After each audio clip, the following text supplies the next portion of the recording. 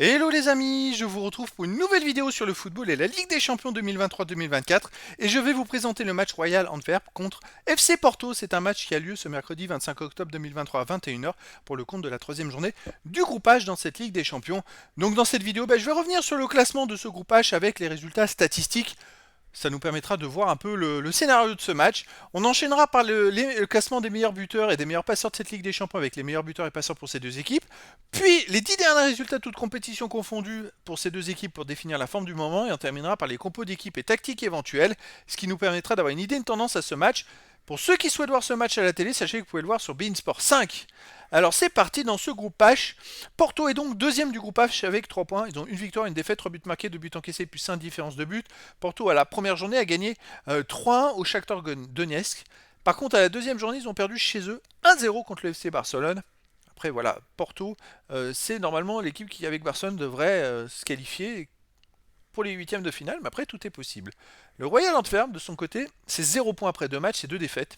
2 buts marqués, 8 buts encaissés en 2 matchs, moins 6 de différence de but. Premier match, ils ont perdu 5-0 à Barcelone. Le deuxième match, ils ont perdu 3-2 chez eux contre le Shakhtar Donetsk. Alors, on voit que Antwerp perd 3-2 chez eux contre Donetsk, alors que Porto a gagné 3-1 à Donetsk. Donc pour moi, Porto est beaucoup plus fort. Après, ça se joue à Antwerp, à voir.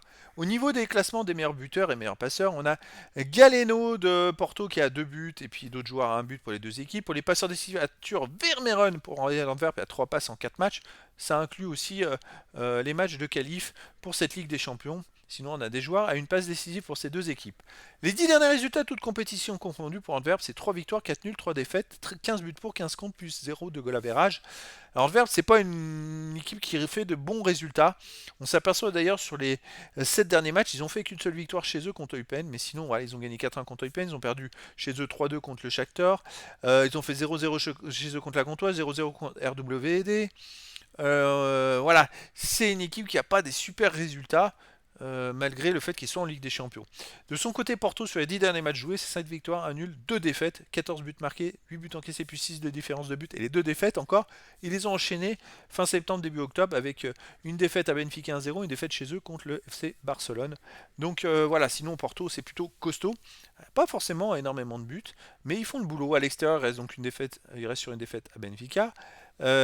Une victoire à Shakhtar Donetsk 3-1, une victoire à Estrella Amadora 1-0, une victoire 2-1 à Rio Ave, une victoire 2-1 à Moreirense. Donc c'est des petites victoires serrées, mais ça fait le boulot. Et c'est vrai que dans cette rencontre, s'ils gagnent, justement, il y a double confrontation. S'ils gagnent ce match-là, plus le match retour chez eux, ça va être très intéressant pour la qualif. Ils seront très très bien partis.